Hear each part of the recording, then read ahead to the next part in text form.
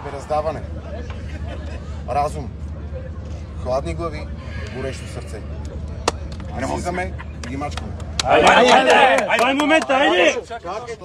Няма утре. Да не съжаляваме, момчета. Браво! Едно, две, три. Сърце, душа за България! Здравейте, вие отново сте с хаштаг БЕТ.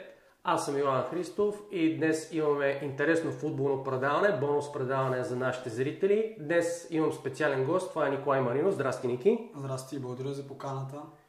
Днес с него ще коментираме нещо, което малко или много не беше покрито от традиционните медии, но ние ще обърнем внимание на един важен момент за българския футбол като цяло, а именно участието на българския национален отбор по мини футбол на световното първенство за футбол на малки вратички. Точно така.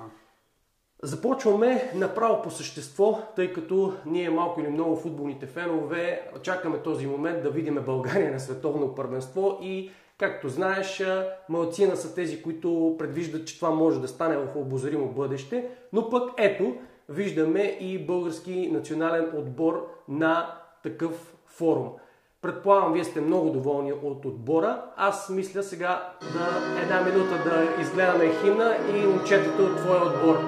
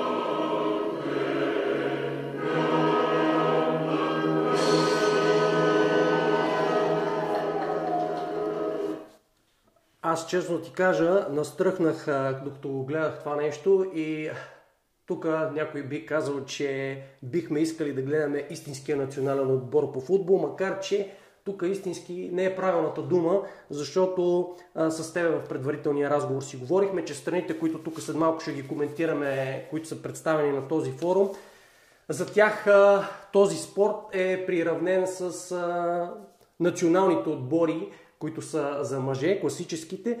В този смисъл имаме отбор на такъв форум. Как се стигна до там, с това да започнем, как се стигна до там България да е представена на такъв форум? Ами да те върна първо на химна. Дори аз сега като го гледам, просто и сега настръхвам, просто няма думи, с които да се опише това преживяване там. Сигурен съм, че другите момчета го мислят по същия начин. Ами класирането на световното ни първенство стана от европейското 2022 година. Отбора ни, както казахме в предварителния разговор, стана трети, спечели бронз и оттам автоматично отборите, които са играли четвъртфинал, играят на световно. Да отбележим тук много важно, че това е дебют на Мондиал по мини футбол. И това общо взето така се класират отборите, стигнали до четвъртфинал, автоматично получават квота за световното, което се проведе в Рас Ал Хайма тази година. Разбрахте, т.е. този отбор, тези момчета, които видяхме, имат и история, имат и успехи на европейското първенство. Тук говорим за бронзов медал от европейското първенство. Все пак ние може да мечтаем да видим и традиционния национален отбор на такъв форум да се класира. Дай Боже да стане. Сега малко да говорим за това световно първенство. То е доста интересно като формат. Това е малко или много традиционния футбол, който ние феновете знаем на малки вратички, но има и известни разлики в самия формат. Откъде да започнем? Малки вратички, но терените, като цяло знаем, че в последно време в България се изграждат такива терени. Едно поколението, което стана четвърти в света, не е имало възможност да играе на такива терени. Сега има в България, но пък какво ще кажеш за самия формат, за терените, които видяхте? Забравихме да кажем, че световното първенство де-факто е в Дубай или по-скоро близо до Дубай. Близо до Дубай. Да, и съответно да кажеш малко колко време си играе, колко човека играят на терена. И като цяло има ли разлики между това, което българите знаят за класическия футбол малки врати? Има разлика, със сигурност има разлика, но ние всичките момчета в отбора сме подготвени, минали през професионалния футбол на България, така че за нас този формат, който беше там, той е класически, се използва както в Европа, така и в света. Масово отборите, които са там, ще ги споменем малко по-натам. Те са си абсолютно професионални отбори и се занимават с това нещо. И за тях абсолютно не е никаква новост. Да, тук при нас малко така има, нали, малка промяна, защото ние сме свикнали да играем на, както каза ти, малки врати, както в квартала се едно, но това няма нищо общо. Това си е мини футбол. Виждате формата 48 на 24. Вратите са 4 метра на 2 и интензитетът е много, много висок. Там просто трябва да бъдеш много подготвен, да бъдеш нащрег във всяка една ситуация и естествено надявам се все повече хора да започнат да го практикуват този вид футбол, защото той е интересен и се доближава много до големия, който въпреки всичко много голяма част от момчетата го практикуват и в момента. Добре, аз искам да ти задавам един въпрос за тези момчета. Ти каза за професионален футбол ли говорим в случая, т.е. членовете на отбора професионално ли се занимават повечето с футбол или по-скоро говорим за аматьорско ниво? По-скоро говорим за аматьорско ниво. Минали са голяма част през професионалния футбол, в момента е аматьорско ниво. По-голямата част от момчетата, които са там, някои от тях са спряли и се занимават единствено с този вид футбол, мини футбол наречения. И смятам, че така от това представяне наше, надяваме се да можем все повече хора да тласнем в тази посока, защото както виждаме, както ти каза, надяваме се в скоро време да можем да видим баш националния отбор на някакво ниво тип европейско първенство, дали световно, нали? Първо за европейско да можем да се пребориме, но надяваме се, ще видим какво ще стане. Да, на този етап не изглежда като да е в близко бъдеще това случи, но се концентрираме върху вашите постижения и вашето представяне. Аз исках да те питам как се рекрутират хората в този отбор, да използвам тая чуждица. Знаем, че много се играе в столицата и навсякъде в големите градове, разбира се. Знаем, че по малките градове има игрища, но като че ли няма толкова футболисти за тези игрища. Но как може човек да стане член от този национален отбор? И ако искаш, разшири отговора в този смисъл. Има ли клубни отбори? Ти къде се подвизаваш конкретно и въобще на какъв набирането на хора за националния отбор, на какъв принцип става? Има клубни отбори, те са много в България. Не знам сега доколко сте запознати, има Шампионска лига, която се провежда всяка година. Там се събират 32 отбора, както казах, всяка година. Играят и шампиона, който стане, представя държавата ни на Европейската шампионска лига. Това, което ме попита, има много отбори. Има наистина много отбори в България. Да, някои не толкова професионално занимаващи се, други доста професионално занимаващи, на които даже сега няма да им споменавам имената, но си и платени. В момента аз съм в Лефис, така че там при нас организацията е на много високо ниво, както и тук в този отбор, който е националния. Повечето момчета играят в такива отбори, в които организацията е на уникално ниво. Правят го от любов към футбола също, но както виждаме дава и някакъв резултат. За да се достигне до този отбор, все пак трябва да имаш качествата да си там, трябва да имаш опита да си там. Както спомена, тези момчета повечето имат опит и след европейското, някои от тях играли и преди това на европейски. И този отбор не е събран от вчера или от днес, като той е правен с годините. И абсолютно всяко едно момче, което е там, знае защо е там и се надяваме, пак казвам, да може да привлечем още такива, които то има, отдолу има със сигурност. Просто въпрос на време да се случи това, както се казва, подмладяване, но това е малко по-натам във времето. Да, то средната възраст на отбора, доколкото видях, е 33 години, т.е. опитни футболисти, така да го наречем, но всички млади, които ни гледат, могат да имат предвид, че дори и да не им се получи в професионалния футбол на големи врати, биха могли да се реализират в сферата на футбола на малки вратички. Добре, сега да минем, ако искаш, към представянето на самото първенство, на самия турнир, защото ти спомена, че на практика, нещо много интересно, на практика вие отивате на този турнир като нещо като скрит фаворит, което аз сега даже като го казвам, ме побива тръпи, защото ние, освен може би на тенис, дето се вика, благодарение на Гришо, рядко излизаме в какъвто и да е спорт като фаворит, но пък тук аз това, което гледам, за съжаление, медиите в България не отразиха подобаващо този турнир и за широката общественост не е много познато, не са познати вашите резултати, но ние затова го правим. Гледам тук едни победи с 3-0 на Черна гора. Знаем, че Черна гора ни би националният отбор. Мисля, че и в двата мача, ако не се лъжа, ни биха. И в двата мача ни биха. Тук 2-1, ако не се лъжа, и там май 2-1. 2-1 там за... Не, тук мисля, че 1-0 ни победиха, там 2-1, но той е без значение. Да, вие пък тук ги биете 3-0, гледам и с японците, спомням се един мач на националите в Япония, беха летяли, там някакви космически резултати бяха. Да, и Оман, България 0-9, хубаво е да гледаме тук трикольора и да гледаме такива резултати, страхотни, чисти мрежи от ваша страна. За групата малко да поговорим. Трябваше да играете с Бразилия, което ние знаем, че срещу технични отбори правиме невероятни мачове по принцип и срещу отбори, които играят футбол. Спомням си една победа на националите срещу Португалия. Какво стана в тази група?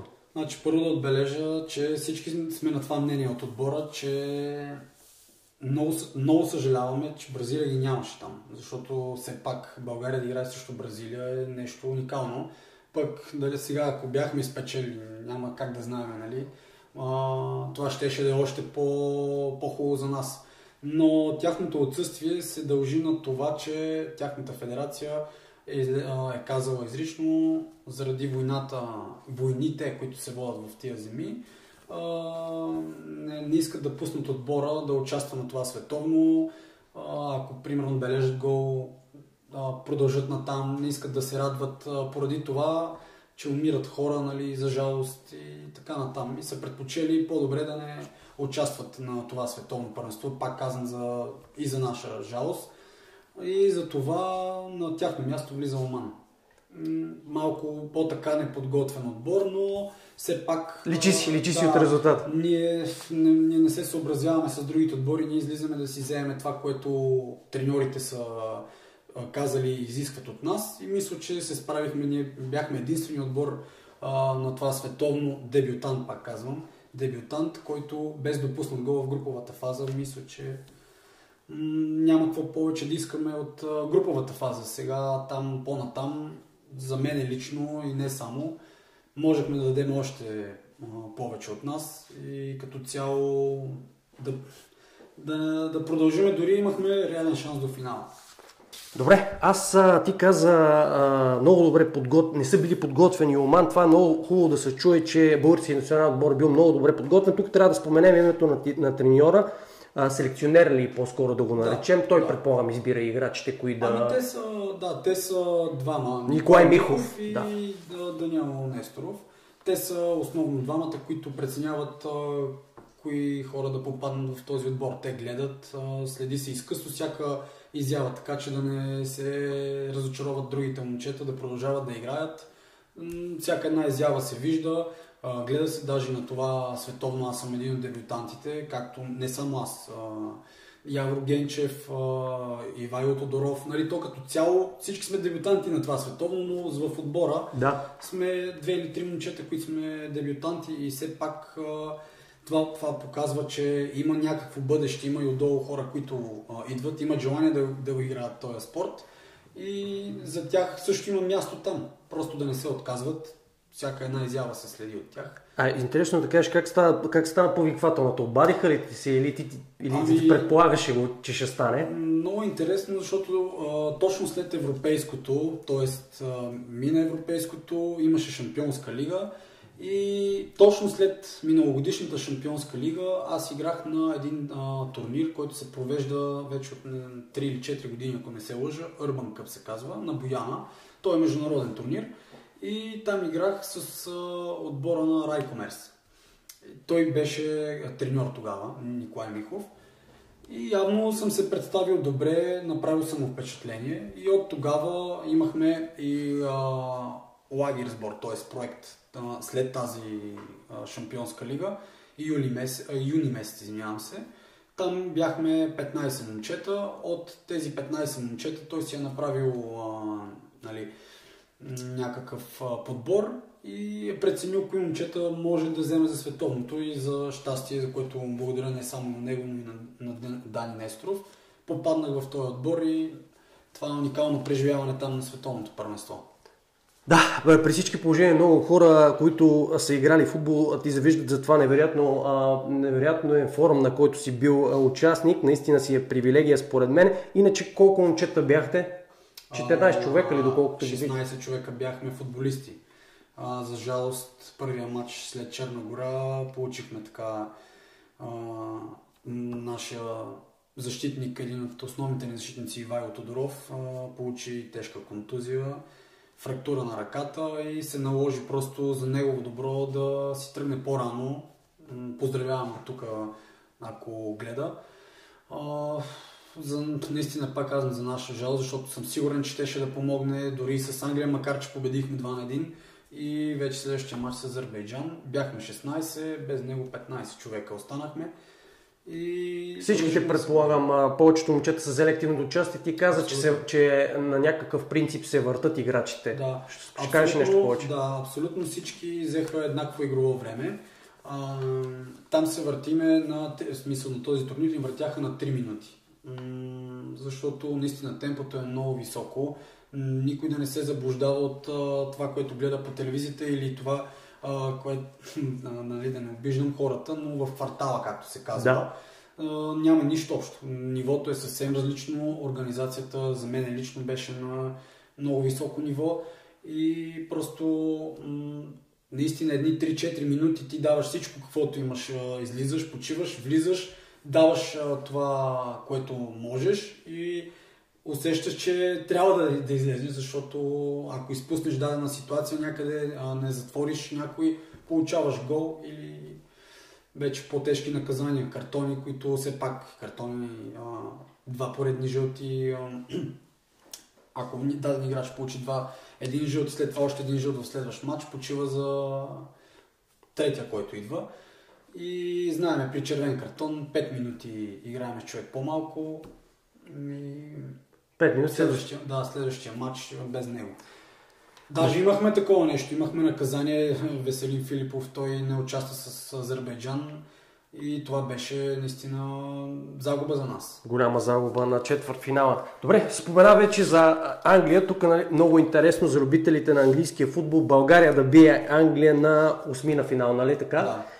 Как аз по-скоро за футболната част, може би е хубаво да се поговорим, мен ме интересува по-конкретно как така България излиза на такъв форум в елиминация и има самочувствие да бие Англия в този смисъл, че явно сте си повярвали, защото ги биете в редовното време. Откъде вие черпехте увереност да победите Англия? Себераздаване, разум, хладни глави, горещо сърце. Излизаме и ги мачкаме.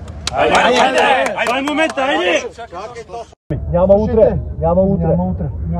Да не съжаляваме, момчета. Давай, браво! Айде, 1, 2, 3. Сърце, душа за България! Много хубаво, че победихме Англия. България, защото те бяха наистина един много хубав, здрав отбор. Спрямо в моите очи наистина бяха техничен и подготвен отбор.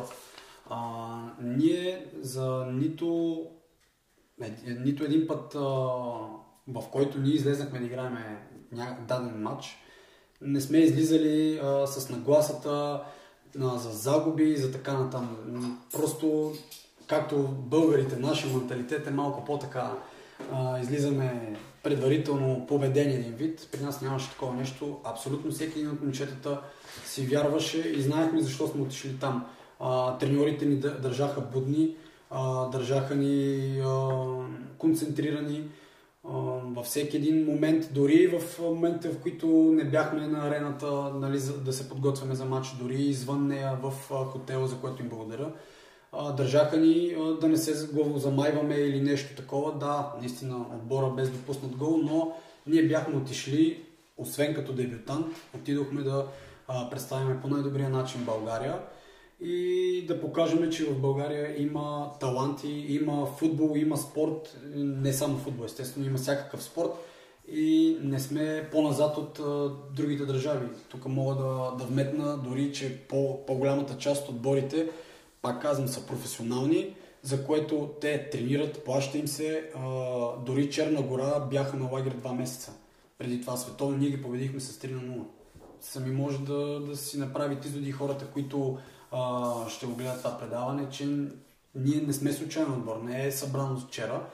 И пак казвам, че във всеки един матч ние знаехме какво трябва да направим, с каква тактика, как да се противопоставим на всеки един отбор, дори загубата от Азербайджан знаехме какво трябваше да направим и го правехме, сме да твърда, доста добре.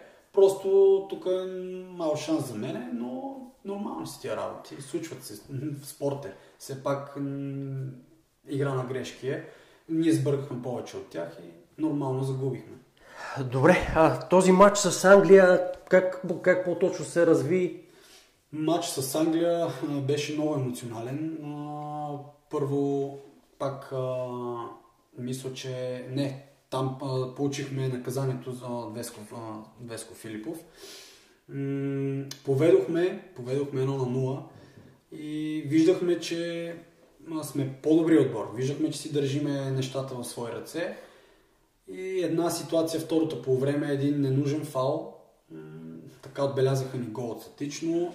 Но там аз бях сигурен, както и другите момчета, че ние по някакъв начин ще отбележиме гол. Дали, както стана, дали през статично, дали през игра ще отбележиме гол, защото ние усещахме, че сме по-добри отбор и че това не може да приключи на осмина финал срещу Англия. Пак казвам, много подготвен отбор.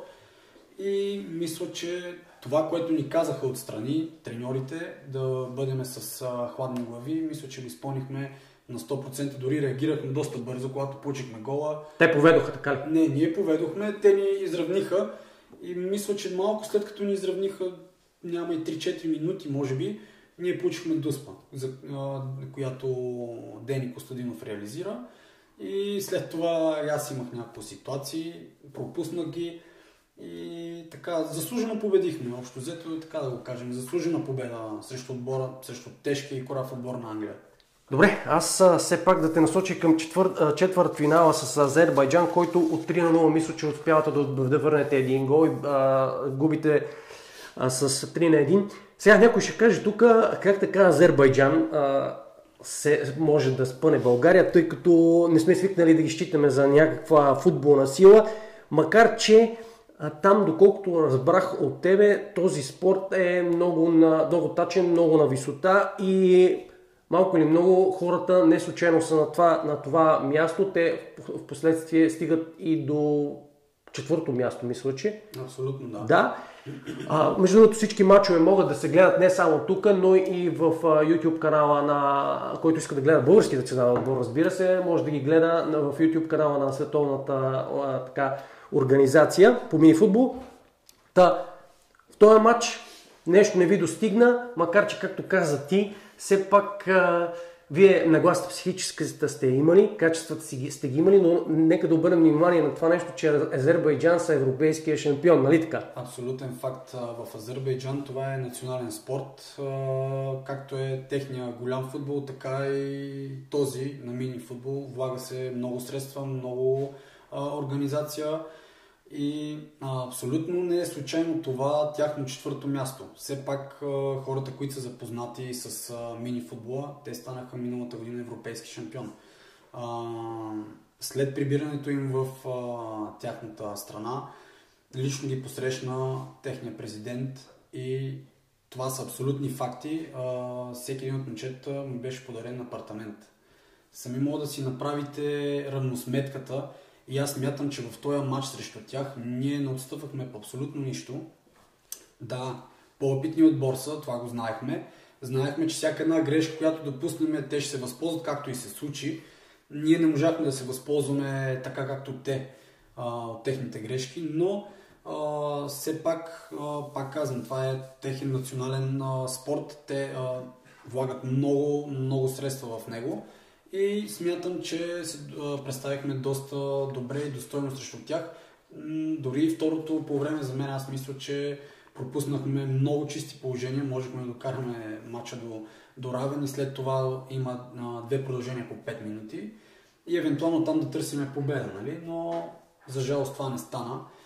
И тук всеки един от хората, които са гледали този матч и като цяло прочетох и коментари, подценяват много Азербайджан, защото ние побеждаваме Англия. Все пак побеждаваме... огромна сила в футбол. Да, огромна сила. Те и на мини футбол наистина са доста добър отбор. Но те не са, те не са много известни като много техничен. Абсолютно не са, но макар че имаха 2 или 3 момчета, които бяха доста технични. Имаме момчета в отбора, които са живеели в Англия и се познаваха с част от техните футболисти и те ни държаха будни и концентрирани за всеки един горе-долу каква му е играта и на какво те ще наблегнат и как ще се опитат да ни победат. Победихме Япония, победихме Черна гора. Тук трябва да се вметне, че черногорците имаха 5 или 6 футболисти, които спечелиха Европейската шампионска лига. Тя се проведе септември месец, един месец преди световното. Така че ние все пак не сме победили случайни отбори. Това са момчета, които влагат много неща в мини футбола. И коментарите, които прочетох, хората просто нямат представа за това нещо, защото те са отбор, който не е от вчера. Те са абсолютно всеки един от тях, който е в тези... Сега гледаме кадри от матча. Ето, човека си изигра по перфектен начин. Въпреки, че тяхната радост след всеки един техен гол беше показваше ни, че наистина сме достоен съперник. Добре, аз все пак искам да те питам сега. Вие е ясно, че няма да получите апартаменти за тази работа. То е под шапката на БФС цялата ситуация, нали така? Ами не е цялата. Тя е Българска асоциация мини футбол, БАНФ. Да. Но те са партньори с БФС. Има точно да се каже, това е важно да се каже, защото много хора смятат, че няма, но трябва да се отбележи и това нещо, за което, нали, все пак сме им благодарни. Поеха пътя, разноските, останалата част, която е изцяло от Българска асоциация мини футбол. И от спонсори. Да, тук е място да благодарим естествено и на Джако, защото ние бяхме с тази екипировка и имахме абсолютно всичко от до. За каквото ни трябваше. Тоест покрили сме минималните стандарти. Абсолютно, да, абсолютно. И тук искам нещо да вметна пак, че всеки един от тези отбори, ти може би ще ги вметнеш малко по-късно, бяха с щаб, който е от между 5, 6, 7 човека, което не е малко. Да не кажа, че имаш отбор с щаб от 10 човека. Така че всеки един отбор се беше подготвил много добре за този мундиал. А вашия щаб? Нашия щаб и тук да ги поздравя и да им благодаря на абсолютно професионално отношение. Не бяхме лишени от абсолютно каквото и да било. Каквото сме поискали, това сме получили. Имахме си масажист, 2 треньори, организатори, абсолютно, нали, сега да не им споменавам имената по реда. Просто всяко едно нещо, което дали някои сболешки, дали някакви възстановявания, абсолютно всичко беше на ниво и ние мислехме само за предстоящите мачове, които трябваше да изиграеме на високо ниво. Това е формулата. Това е формулата, да. Трябва и сърце, и мотивация, и дух, но си трябва и така обезпечение материално-техническо, така да го кажем. Това е бил според мен основния ви кос, огромното желание, което сте имали, мобилизацията, да. Колектива беше основното действащо, основният действащ мотор беше двигател, по-точно беше колектива там. Наистина за тези 14 дни смея да твърда, че направихме доста добър колектив. Просто постоянно бяхме заедно. Нямаше момент, в който да не сме. Всичките ядяхме заедно, разхождахме се заедно и просто явно това ни помогна и за предстоящите мачове. Ето тук емблематична снимка. Да, емблематична снимка след загубата от Азербайджан. Това е кола, нали? Някой да не си помисли нещо. Това е кола. Тук след загубата... Така се прави тим. Абсолютно. Тук след победата над Япония получихме един ден почивка и решихме да отидем в Дубай. Даже и този се е присламчил малко към победителите. Решихме да отидем в Дубай, да се разходим, да се поотпуснем. Мисля, заслужено беше това. При всички положения. България има нужда от спортисти, които да прославят така и страната и да дават самочувствие на младите най-вече. Аз снимка има интересна история. Един от... част от групата ни закъса, удари се там в... имаше един пясъчен дюн или как се, не знам точно как се казва. Закъсахме и чакахме да издърпат джипката. И решихме да се снимаме през това време, докато се случат нещата, да продължим по-натам в сафарито. И така, те имаме изпомени и оттам, нали? Това ще си го помня. Това е най-ценното, да. Това е най-ценното. За съжаление, трудно може да се говори за някаква материална стимулация, но все пак това е не всичко на днешно време опира до финансите и тук нещата са много по-свързани с нематериалното. Никой не е отишъл. Всички изглеждат щастливи, между другото. Абсолютно. Никой не е отишъл там с тази цел, с някакви лични облаги и тем подобни неща. То вижда на снимката, че всичките сме щастливи. Има и агитка. Имаме и хора, да им благодарим и на тях. Които случайно са попаднали там, доколкото разбрах? Не, те не са случайно, те са ни от асоциацията, но имаше и случайно, да, имаше и такива, които просто научиха от там, че България играе. Както се вижда на снимката, сме много щастливи, доволни сме. Тук не става въпрос за абсолютно никакви лични облаги. Просто когато те извикат да отидеш да играеш за България, било то мини футбол, било то голям футбол, било то волейбол, било то шах, каквото и да било, просто ти си длъжен да отидеш и да дадеш всичко от себе си и абсолютно на всеки един от момчетата, от щаба, от публиката, от хората, които бяхме там, искам просто да им благодаря и да кажа, че за мен беше чест да съм там, но просто не може да се опише с думи това преживяване. Да, предизвикателството сега е да го повторите, защото ние имаме нужда от такива успехи и, както се казва, не е най-трудното да стигнеш до върха, защото 8-о място, вие на практика сте в най-добрите 8, си е голямо постижение и предизвикателството е да останеш на върха, така че аз ви го пожелавам най-вече да нямате контузии, за да може да продължавате да се радвате на този спорт, защото знаем, че това си е, вие пак казваме, средна възраст на отбора 33 години, това означава по-опитни момчета, така това, което вие сте постигнали, на мен лично ме навежда на изводи, че талантите ги има, както видяхме, привържениците ги има, феновете ги има, поддръжката ги има, специалистите ги има. Какво куца обаче на традиционния национален отбор, ние само може да мислим и да дискутираме по този въпрос.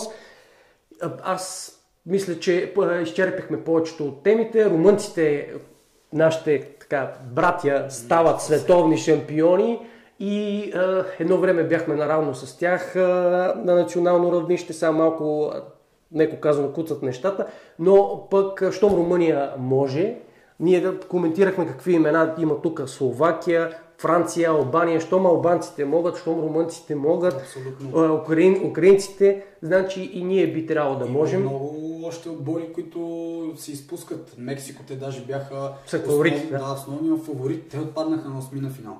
Отпаднаха на 8 на финал от Казахстан. От Казахстан бяха много силен отбор.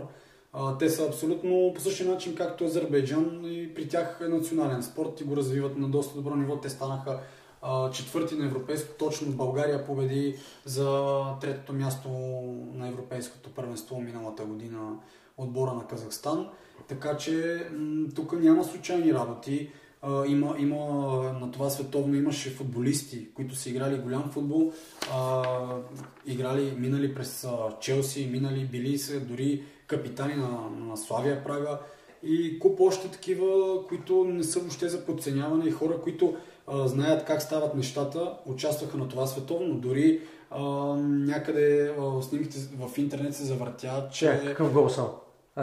Пропуск. Щеше да бъде гола на турнира. Гола на турнира, определено.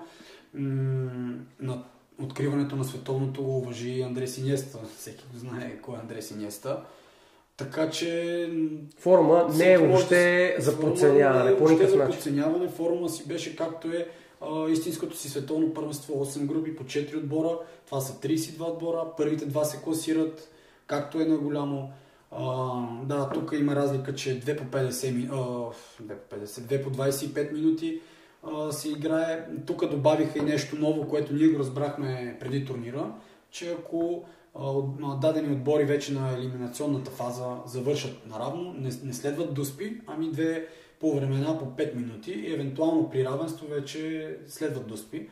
Както и стана в два от мачовете, Казахстан и Чехия, и финала отново Казахстан с Румъния. Румъния губеха финала до 46-та минута с 2-0 и се върнаха. Там просто ситуациите са много набързо и ако заспиш, просто получаваш гол. Това е. Да, трябва пределна концентрация, за да се постигат резултати. Следващия форум кога е? Готвите ли се вече? Абсолютно. Ние още от прибирането ни на летището вече сме с тази ясна представа за европейското, което е до година, само след 7-8 месеца, началото на юни.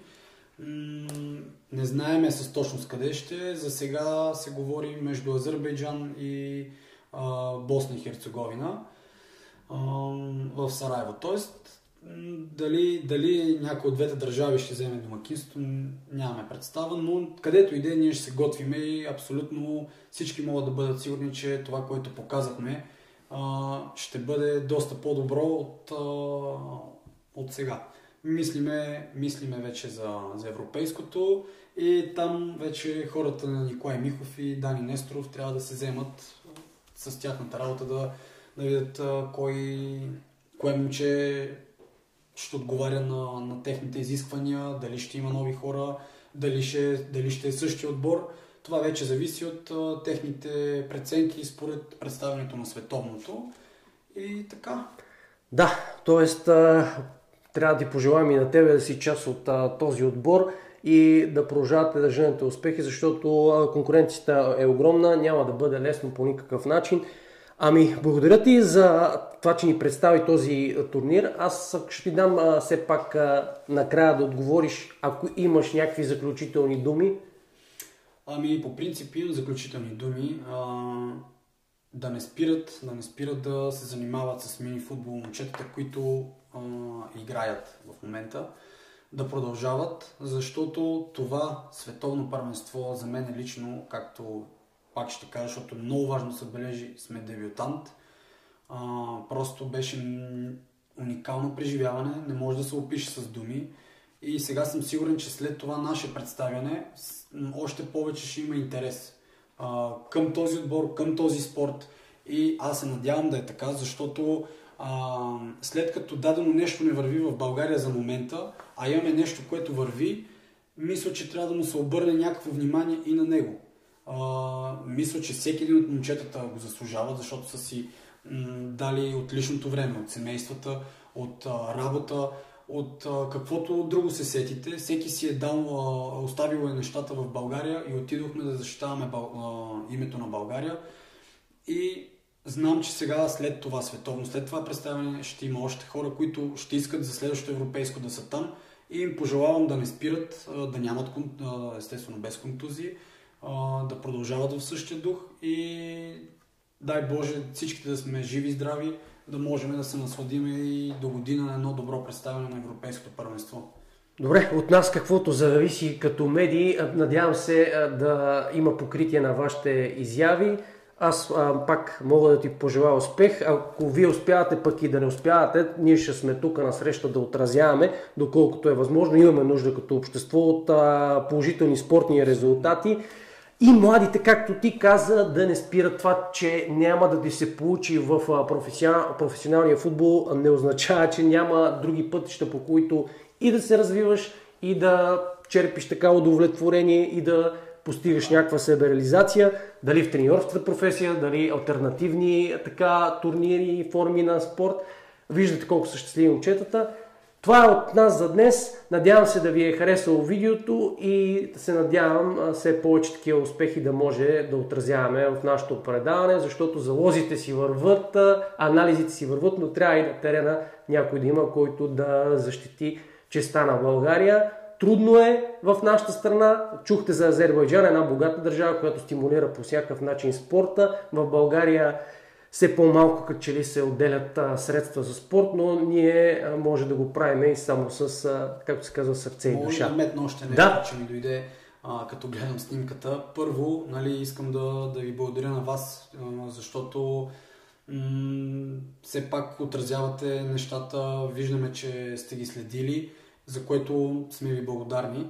И сега като погледнах тази снимка, в тия тежки времена в България и не само България, като цяло по света, но говорим изцяло в нашата паничка тук в България.